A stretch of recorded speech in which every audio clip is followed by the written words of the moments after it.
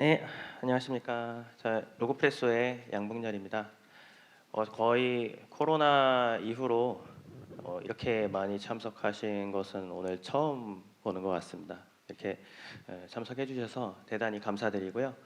오늘은 로고4j 취약점 분석 및 대응에 관련해서 세션을 진행을 하도록 하겠습니다. 우리가 이제 지난 12월 달에 여기 계신 아마 많은 분들이 굉장히 고통스러운 시간을 보내셨을 거라고 생각합니다. 이게 이제 로그4j 취약점이 처음에 이제 발표되고 나서 많은 분들이 이제 패닉에 빠졌는데요. 왜냐하면 이제 자바 같은 경우에 굉장히 많은 곳에서 실행이 되죠.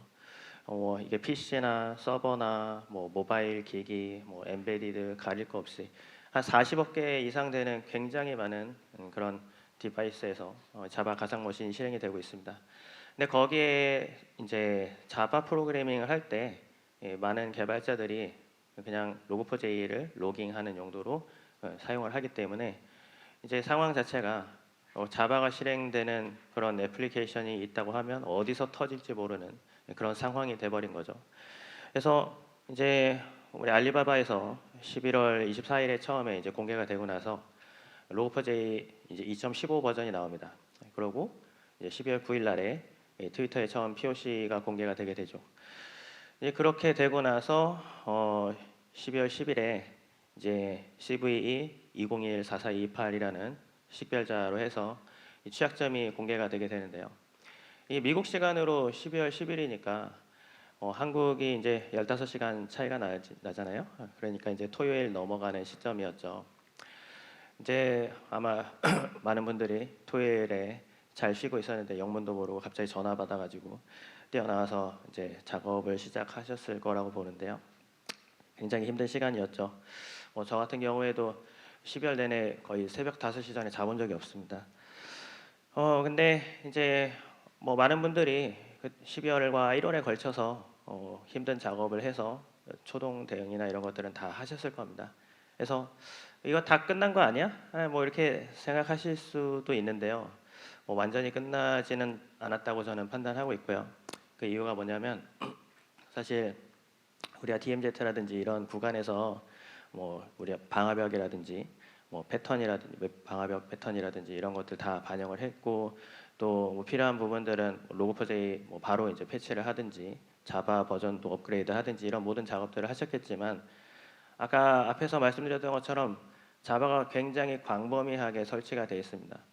그래서 지금 조직 내에 존재하는 모든 자산에 대해서 완전하게 다 스캐닝을 해서 어떤 로그4j 버전이 존재하는지 혹은 존재하지 않는지 이런 것들을 다 확인을 하신 다음에 그 다음에 벤더에서 또 패치를 받아와야 되죠.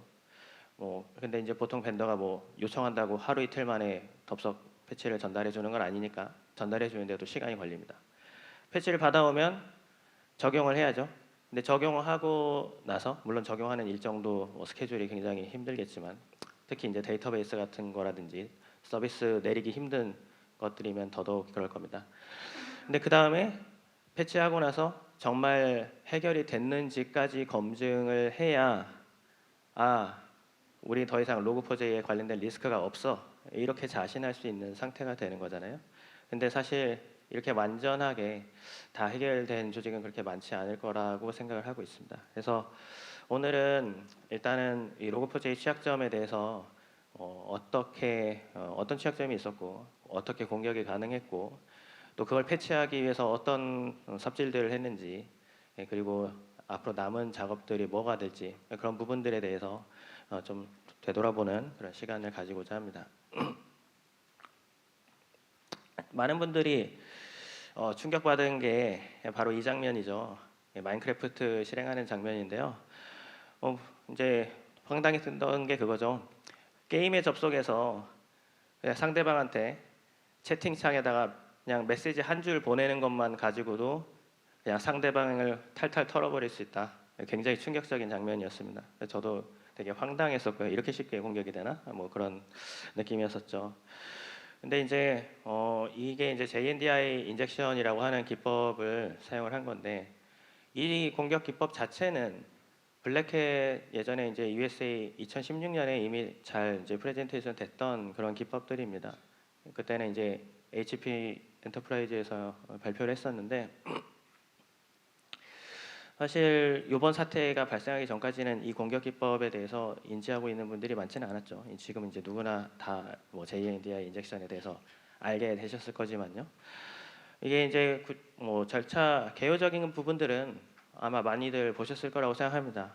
공격자가 이제 보통은 HTTP나 이런 공격할 수 있는 그런 통로를 통해서 로깅이 될 만한 부분에 이 지금 이 달러 표시에 중괄호 되어 있고 JNDI 콜론에서 LDAP 주소들을 집어넣게 되면 그 LDAP 주소에서 이제 원격으로 요청을 해서 자바 클래스 요청을 받고 다시 HTTP로 코드 베이스에 가서 이 악성 코드 클래스를 다운로드 받아가지고 실행하는 이 전반적인 과정으로 구성이 되어 있고요.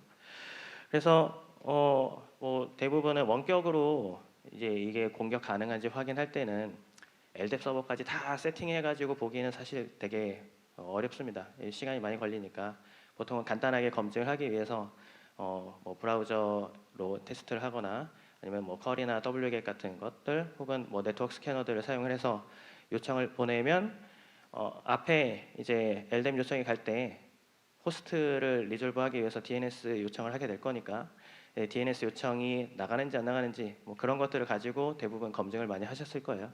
근데 실제로 이제 LDAP 서버를 세팅을 해서 지금 보시는 것처럼 이제 이거는 제가 와이어샤크로 직접 떠온 스크린샷인데요.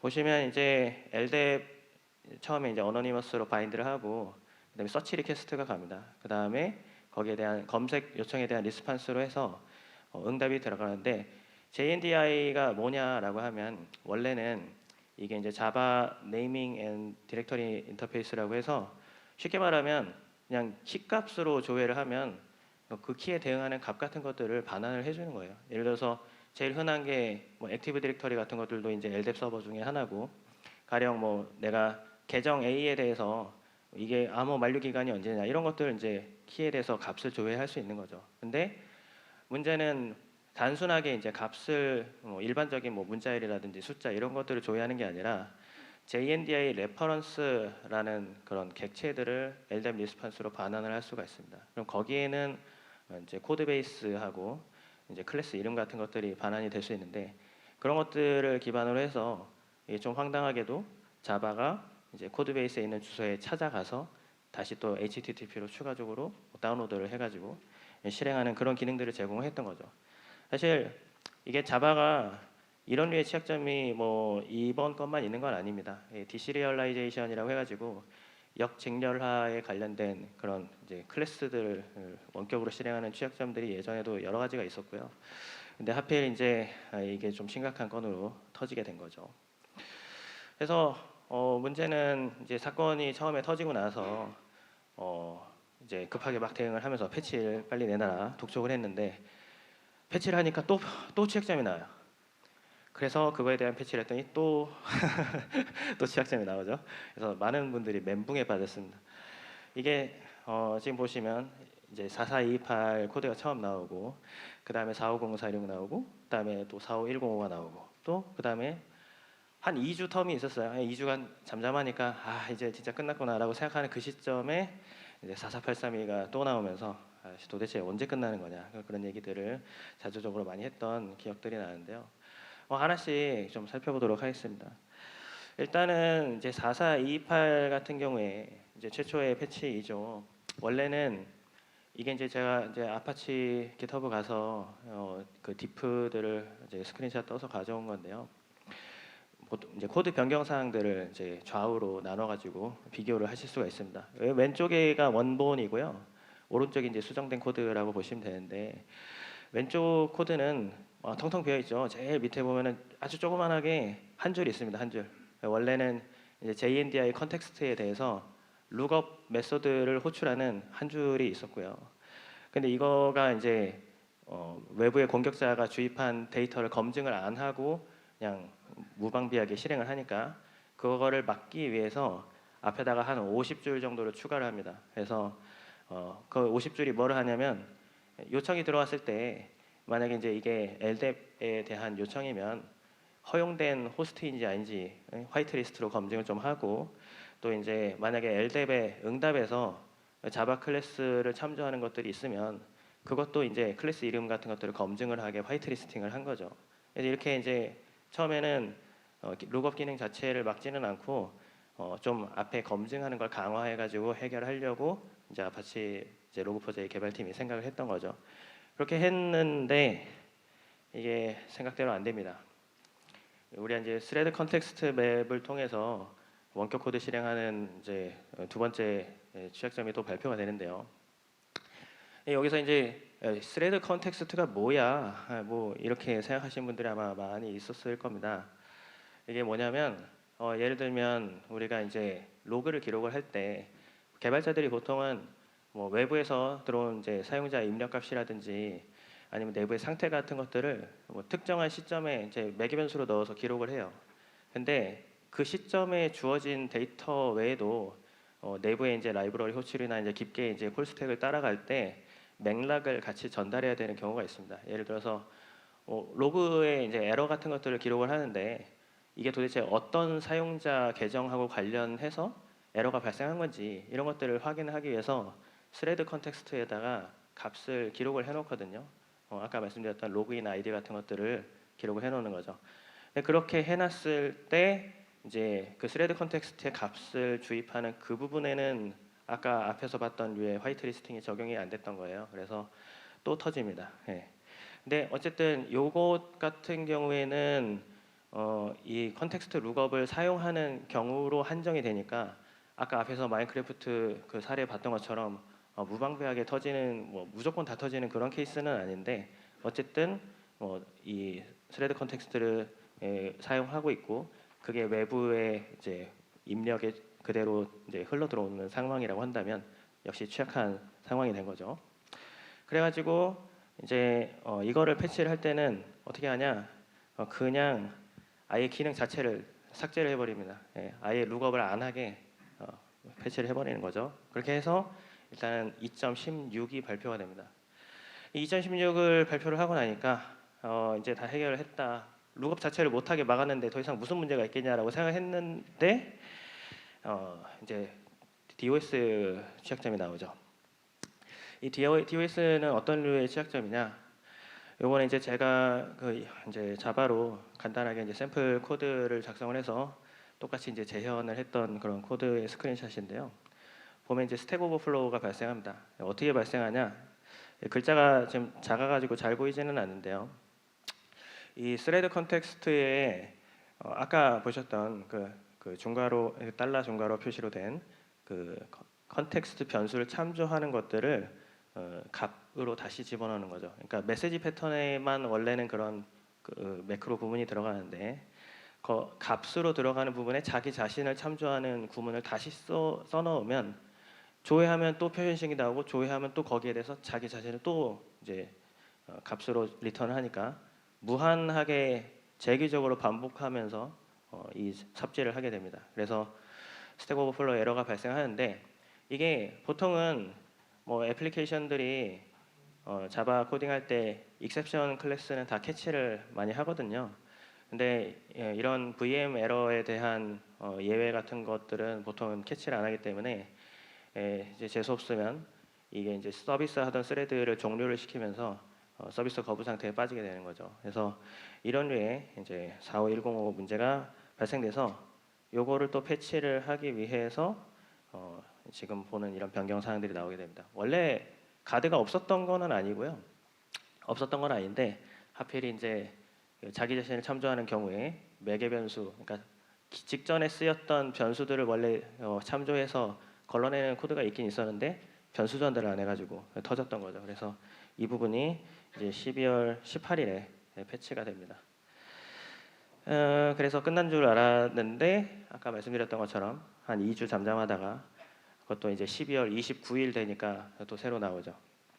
이 44832 같은 경우에는 JDBC 어펜더의 XML 설정 파일에다가 아까 앞에서 봤던 류의 JNDI 구문을 넣어서 원격으로 코드를 실행할 수 있는 그런 취약점인데 솔직히 이거 나왔을 때는 야 이거를 원격 실행 취약점이라고 봐야 되냐라고 질문하신 분들이 되게 많았어요. 왜냐하면 그러니까 설정 파일을 편집을 할 수 있다라는 거는 이미 서버에 대한 제어 권한을 갖고 있다는 얘기잖아요. 그러니까 이미 털렸는데 뭐 거기서 원격 실행하는 게 취약점이 무슨 의미가 있냐 이런 이제 얘기들을 많이 했었는데 어쨌든 그럼에도 불구하고 취약점이 있는 걸 또 뭐 그대로 묻어두기는 찝찝하니까 최종적으로 이제 가이드 나온 거는 야 2.17.1로 무조건 패치해라가 된 거죠. 지금 상황이. 이 문제가 근데 이제 지금 보면 공격을 차단하기 위해서 그럼 앞에 지금 얘기했던 항목들을 다시 살펴본다면 이 문제를 해결하는 방법이 이제 가장 근본적은 당연하게 이제 로그4j 버전을 업그레이드를 하시는 겁니다. 근데 바로 이제 이 업그레이드 하는 게 쉽지는 않으니까 대부분은 이제 가이드로 나왔던 게 아까 앞에서 봤던 그 JNDI 룩업을 하는 기능을 제거하면 되지 않느냐 해가지고 JNDI 룩업 클래스를 삭제하는 임시 조치들을 가이드를 하게 되거든요. 근데 이제 그걸 하고 나서 최종적으로는 어쨌든 이제 업그레이드를 해야 되는 거죠. 그래야 완전히 이제 문제가 해결이 되는 건데 이제 2.17.1 이상으로 이제 업그레이드를 할 수 있는 경우가 있고 또 이제 자바 6이나 7 같은 경우에는 각각의 이제 호환성 문제 때문에 완전히 최신으로 올릴 수 없는 경우들이 있거든요. 그래서 2.12점대에서 그 마이너 패치가 나오는 경우가 있고 또 2.3대에서 또 패치 버전이 나온 것들이 있습니다. 그래서 그런 각각의 이제 자바 운영하는 환경에 맞춰서 최신 버전을 올리면 그게 이제 완전하게 해결이 되는 건데요. 임시적으로는 뭐 자바 버전을 올리는 것들이나 아니면 이제 실행 환경 변수 같은 것들을 컨트롤하는 것들도 해결책은 될 수 있었죠. 예를 들면 이제 너무 늦게 이런 것들이 적용돼서 참 안타깝지만 최신 자바 버전들은 저렇게 이제 원격으로 코드 다운로드 요청 들어오는 것들을 기본적으로는 신뢰하지 않도록 이제 기본값이 바뀌어 있는데 예전 버전들은 이제 그렇지 않았던 거죠. 근데 이렇게 자바 버전을 업데이트를 하더라도 아까 앞에서 봤던 것처럼 이런 이제 리커전을 무한하게 하는 이런 서비스 거부 취약점을 막을 수는 없습니다. 그러니까 JNDI 룩업을 이런 클래스를 제거하더라도 저런 DOS 취약점 같은 것들은 해결이 안 되는 거죠. 그런 것들 때문에 원천적으로는 로그4j 버전을 업그레이드를 완전하게 하는 수밖에 없다라고 말씀드리는 거고요. 그다음에 이제 원격 코드 실행을 차단하기 위해서 뭐 방화벽에다가 작업을 이제 정책을 넣는 것들도 있죠. 예를 들어서 아까 앞에서 이 통신하는 플로우를 보면 LDAP 통신하는 것들을 아웃바운드를 막으면 제어를 할 수가 있을 거니까 그 부분에다가 이제 서버팜 같은 경우에는 아웃바운드를 컨트롤하기가 용이합니다. 정책을 넣으면 되는데 문제는 이제 엔드포인트 같은 경우에는 좀 쉽지는 않죠. 원래 엔드포인트 PC들은 인터넷으로 통신을 하잖아요. 근데 그거를 임의로 이제 차단하는 게 좀 어려움이 있을 겁니다. 그래서 이런 것들은 임시적으로 이제 우리가 조치를 하면서 강화를 할 수는 있겠지만 뭐 완전히 근본적인 해결책이라고 얘기할 수는 없는 부분들이고요. 그러면 이제 결국은 말씀드린 것처럼 일단 로그4j 버전이 몇인지 어떤 애플리케이션, 어떤 자산에 로그4j가 있는지 완벽하게 찾아내야 됩니다. 완벽하게 찾아내야 되는데 이게 쉽지가 않은 거죠. 왜 쉽지가 않으냐? 지금 이제 그림을 보시면 이건 이제 러시안 인형이거든요. 마트료시카라고 얘기하는데 보통 그 러시아 인형을 까면 까도 그 안에 계속 나오잖아요. 양파 까듯이 계속 나옵니다. 이게 자바의 자파일도 비슷한 그런 특성을 가지고 있어요. 원래 자파일은 이 zip 파일이거든요. 그래서 zip 파일 안에 또 zip 파일이 들어갈 수 있고 뭐 그 안에 또 zip 파일이 들어갈 수 있죠. 그래서 우리가 흔히 이제 뭐 톰캣이나 뭐 이런 웹 서버들을 운영할 때 보면 웹 서비스 그 웹 애플리케이션들이 와르 파일 안에 이제 자 파일들이 있고 또 그 자 파일 안에 로그4j 관련된 자 파일이 있는 경우들이 굉장히 많습니다. 부지기수입니다. 근데 간혹 이제 로그4j 취약점 가이드 나온 것들을 보면 이렇게 써 있는 부분들이 있어요.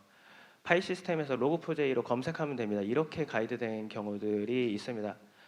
그거대로 대응하시면 큰일 납니다. 반드시 스캐너를 써서 이렇게 중첩이 무수하게 돼 있는 것들을 완전히 다 까가지고 진단할 수가 있어야 제대로 로그4j를 찾아내실 수가 있고요. 뭐 파일 시스템에서 검색만 하면 된다, 이런 거는 절대로 정상적인 방법이 아닙니다. 예시가 이런 것들이에요. 지금 보면 이거는 이제 JDBC 드라이버 중에 하나를 제가 가져온 건데, 뭐 G 파일이니까 당연히 열 수 있겠죠. 이제 뭐 압축 프로그램으로 열면 그대로 이제 디렉터리 스트럭처가 보입니다. 여기 보시면 파일 이름은 일단 번들.자예요. 뭐 당연히 log4j라는 이름은 없죠. 여기에서 보면 또 안에 디렉터리가 org, 아파치, log4j 이렇게 해서 내부에 log4j 클래스들이 숨어 있는 걸 보실 수가 있어요. 이거는 그냥 굉장히 1차원적으로 들어있는 케이스입니다. 이거는. 근데 이제 어려운 거는 이제 이런 케이스죠. 이거는 이제 모 글로벌 APM의 그 에이전트 프로그램인데, 보면 지금 제가 빨간 박스 쳐놓은 부분이 있잖아요. 원래는 이름이 org, 아파치, 로깅, log4j 이렇게 디렉터리가 내려가야 됩니다. 근데 위에 보면은 단계가 더 있어요. 지금 com, n 뭐식이 있고 에이전트, 그 밑에 depth 이렇게 돼가지고 디렉터리 구조가 더 있잖아요. 그래서 우리가 단순하게 스캐닝하면 절대로 찾을 수가 없습니다. 이렇게 패키지를 이름을 변경을 하는 케이스들이 있거든요. 이거를 쉐이딩이라고 얘기를 하는데, 개발자들이 뭐 심사가 꼬여가지고 이렇게 뒤틀어 놓은 건 아니고요. 보통은 이제 여러 가지의 라이브러리들을 병합을 하나로 할 때 같은 이제 라이브러리에 대해서 충돌이 일어날까봐 패키지를 이렇게 변경하는 경우들이 있습니다. 문제는 이렇게 패키지 이름을 변경을 하잖아요. 바이트 코드도 다 바뀝니다. 그 log4j 자체의 클래스의 뭐 헤더 부분이나 이제 레퍼런싱하는 그런 코드 부분이 다 바뀌니까 원래는 해싱하면 MD5가 맞아야 되는데 그것도 안 맞아요. 그러니까 결국은 이렇게 패키징이 돼 있으면 일일이 디컴파일 해가지고 패치가 제대로 됐는지 안 됐는지를 눈으로 확인하지 않으면 검증을 할 수 없는 상태까지 갑니다. 그래서 이런 게 절대로 log4j 취약점을 찾는 게 쉽게 되는 작업이 아니다라는 부분을 말씀을 드리고요. 그리고 이제 불똥이 팀 부분은 또 log4j1이거든요. 이 log4j1 같은 경우는 사실 CV 취약점 코드 나온 지가 되게 오래됐습니다. 원래 이 log4j2로 넘어간 게 2013년이니까 엄청 오래된 거죠. 근데 그렇게 잘 오래도록 잠잠하던 이슈를 왜 끌고 올라오냐. 이 log4j2 이슈가 워낙 시끄러우니까. log4j1도 무조건 log4j2 또 아까 보셨던 거 2.17.1로 올려라 이렇게 가이드가 나오는데, 문제는 오래된 애플리케이션들은 절대로 log4j1에서 log4j2로 올리는 게 쉽지가 않습니다. 이게 뭐 그나마 SLF4j로 어댑팅을 해놨다고 하면 약간 이제 일부분의 코드만 바꿔가지고 log4j2로 올릴 수가 있기는 할 텐데, 그런 케이스가 아니라 log4j1을 직접적으로 써가지고 로깅을 했었다 그러면 코드를 이제 수백 개, 수천 개 되는 파일들을 다 찾아가지고 수정을 해야 돼요. 근데 그거는 절대로 간단한 작업이 아니거든요. 그러면 이제 쉬운 방법이 뭐냐? 이거 뭐 패치를 하긴 해야 되는데, 다행히 이제 log4j1 같은 경우에 원래 이 log4j1을 개발했던 이 새끼 발음은 어떻게 되는지 모르지만 굴쿠라고 해야 되나, 이분께서 이제 포크를 해서 reload4j라는 프로젝트를 새로 시작을 했습니다. 그래서 여기에는 지금까지 나왔던 심각한 이제 log4j1에 관련된 취약점들을 다 패치를 해놨거든요. 그래서 굳이 코드를 수정을 안 하고 log4j1 그 자르 파일을 reload4j로 그대로 바꿔치기만 하면 취약점을 다 해결할 수가 있습니다. 그래서 이 부분은 만약에 아직 뭐 그 업그레이드 하는 데 있어서 좀 어려움을 겪고 있다라고 하신다면 참고하시면 되겠습니다. 저희 같은 경우에 이제 로그프레소 스캐너를 GitHub에다가 오픈 소스로 공개를 이제 12월 11일 날 저녁 때 했었고요. 그 이후로 사실 이건 저는 이게 이렇게 일이 커질 줄은 몰랐는데 글로벌하게 굉장히 이제 많은 이슈들을 올려주셔가지고 거기에 거의 이제 최초 2주는 굉장히 이제 빡세게 개발을 했었고요. 그 이후에 한 1월 정도까지도 계속해서 이제 기능들을 추가를 해나가면서 현재 이제 3.0 버전까지 나와 있는 상태입니다. 그래서 이 로그프레소 스캐너를 이제 두 가지로 분류를 해볼 수가 있는데요. 이게 이제 네트워크 스캐닝하는 부분들이 있을 거고 또 이제 시스템 스캐너로 동작하는 부분들이 있는데 로그프레소의 스캐너는 후자라고 말씀드릴 수가 있고요. 사실 네트워크 스캐너가 돌리기 편하기는 합니다. 왜냐하면 IP 대역 찍어주고 그냥 실행 딱 시켜놓으면 알아서 돌면서 퍼징 다 해가지고 돌잖아요. 내가 해야 될 작업이 별로 없죠. 근데 대신에 이제 그렇게 퍼징해서 찾는다고 한다는 거는 정확하게 이 공격할 수 있는 지점을 못 찾을 위험이 있다라는 걸 얘기하는 거거든요. 그래서 물론 뭐 간단하게는 검증을 하는데 유용하게 쓸 수 있겠지만 아까 앞에서 제가 말씀드린 것처럼 이게 완전히 로그4j 리스크를 박멸시키려고 한다면 시스템 스캐너를 쓰셔야 됩니다. 그래서 근데 문제는 이게 쉽지가 않죠. 이 시스템마다 다 스캔을 돌려야 되는데 제가 보니까 이제 해외 같은 경우에는 이제 빅픽스나 아니면 체크MK 혹은 이제 마이크로소프트의 시스템 센터 같은 것들을 사용해가지고 저희 이제 로그프레소 스캐너를 대규모로 거의 10만 대 이상씩 배포를 해가지고 한 번에 돌려서 리포트 뽑아내고 그런 작업들을 하시더라고요. 근데 그런 류의 이제 인프라가 준비가 안 돼 있다라고 한다면 하나하나 로그인 해가지고 스캐너 돌리는데 굉장히 고통스럽겠죠.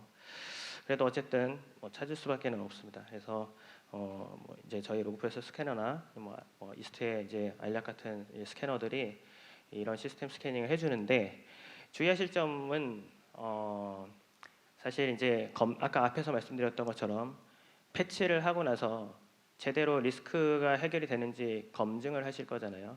근데 이제 많은 벤더들이 이제 무료로 이렇게 스캐너를 배포를 하고 나서 끝까지 대응을 안 하신 경우들이 꽤 있습니다. 그래서 아까 앞에서 설명드렸던 것처럼 2.12.4라든지 2.3.2라든지 이런 분명히 이제 패치가 된 최신 버전인데 여전히 이제 취약한 버전이라고 진단되는 경우들이 있어요. 근데 로그프레소에서 스캐너 같은 경우에는 그런 부분들이 다 완전하게 지원이 되니까 그런 부분들을 참고하시면 되겠습니다. 그래서 현존하는 스캐너 중에 저희 로그프레소 스캐너가 가장 완전한 스캐너라고 저는 말씀드리고 싶고요. 실제로도 그렇고 이게 이제 아까 앞에서 말씀드렸던 것처럼 이게 3단계, 4단계 이상 굉장히 복잡하게 중첩이 되어 있다고 하더라도 완전하게 자 파일을 까가지고 스캔을 해주는 그런 기능들을 가지고 있고요. 또 이제 긴급 조치 같은 것들을 기본적으로 다 해주기 때문에 쉽게 긴급 대응을 할 수가 있었고 또 이제 대규모로 스캐닝을 할 때 원래는 운영 서버에서 이걸 돌리기가 되게 부담스럽습니다. 이게 CPU를 많이 쓰면 실제 운영하는 서버에 부담을 줄 수가 있으니까요. 근데 그런 부분에 대해서도 이제 스캐너가 부하를 최소화해서 구동시킬 수 있는 그런 스로틀링 기능들을 제공하고 있습니다. 그래서 오늘 날짜로 하면 거의 45만 회 이상 다운로드가 됐었고요. 근데 이제 저희가 여기에 그치지 않고 사스 형태로 해서 로그프레소 워치라고 하는 서비스를 제공하고 있습니다.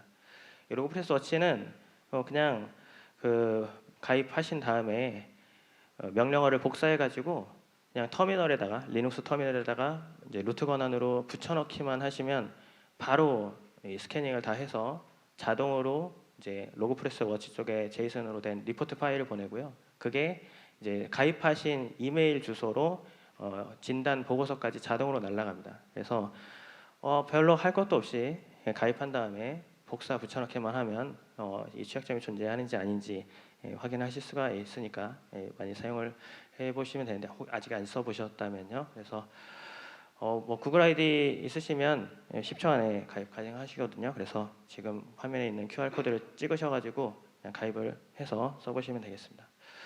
그래서 이제 마지막으로 제가 3가지 정도를 말씀드리고 오늘 정리를 하려고 하는데요. 이게 이제 이번 로그4쉘 사태가 숙제를 좀 남겼죠. 하나는 생각해볼 점들이 오픈 소스를 사용하는 그런 행태, 그리고 두 번째는 우리의 소프트웨어를 도입하는 체계에 대한 부분들, 세 번째는 이제 이 취약점을 대응하는 인프라적인 부분들입니다. 먼저 이제 오픈 소스 사용하는 게 우리 살펴보면 대부분은 굉장히 무분별하게 사용을 합니다. 로그4j 취약점 같은 경우에도 2013년부터 이 취약점이 존재했지만 대응을 아무도 안 했던 거예요. 거의 10년 가까운 시간 동안 이 취약점이 방치돼 있었던 겁니다. 하지만 아무도 검증하지 않죠. 예, 그냥 오픈소스는 가져다 쓰는 거야라고 생각하고 보안성 검토 같은 것들을 하는 것도 아니고 또 이제 심지어 투자도 하지 않습니다. 큰 회사들도 오픈소스를 후원을 제대로 하지 않아요. 근데 이제 일단은 소프트웨어를 우리가 도입을 하실 때 미국 같은 경우에는 이제 SBOM 즉 이제 소프트웨어 빌 오브 매테리얼을 제출하게 바뀌고 있거든요. 그러니까 소프트웨어를 도입을 할 때 이게 어떤 라이브러리, 어떤 컴포넌트들을 가져다 쓰는지 그런 명세들을 다 제출을 받아서 관리를 하신다면 우리가 처음에 이 사건이 벌어졌을 때 수십 통씩 전화할 필요가 없었겠죠. 일단 그런 부분들도 필요하고 또 하나는 오픈 소스를 그렇게 막 가져다 쓰는 그런 부분들에 대해서 명확하게 이제 기술성에 대한 평가가 돼야 된다고 저는 생각을 합니다. 당연히 이제 자체적으로 기술을 개발하거나 아니면 오픈 소스 자체에 이제 커미먼트를 하는 그러니까 제대로 컨트리뷰션을 하는 그런 벤더들이 제대로 평가를 받아야 이렇게 무분별하게 그냥 가져다 쓰기만 하는 상황들이 개선이 될 수 있을 거다라고 보고 있고요. 마지막은 이제 취약점에 대해서 관리하는 인프라에 대한 부분들입니다.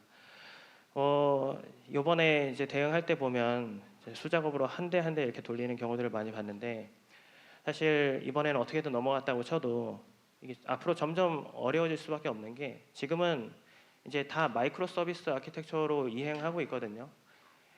가상 머신까지도 어떻게도 해보겠어요. 근데 이제 뭐 쿠버네티스에 컨테이너 돌아가고 있는데 컨테이너 이미지마다 하나하나 다 스캐너 올려가지고 똑같이 이렇게 삽질할 수는 없잖아요. 그래서 이런 물리적 자산, 뭐 가상 자산 모든 부분들에 대해서 완전하게 스캐닝할 수 있는 이런 취약점 인프라에 대해서 한 번쯤 이제 생각해 보실 때가 됐다고 생각합니다. 그래서 장시간 경청해 주셔서 감사드리고요. 오늘 로그프레소 양봉열이었습니다. 감사합니다.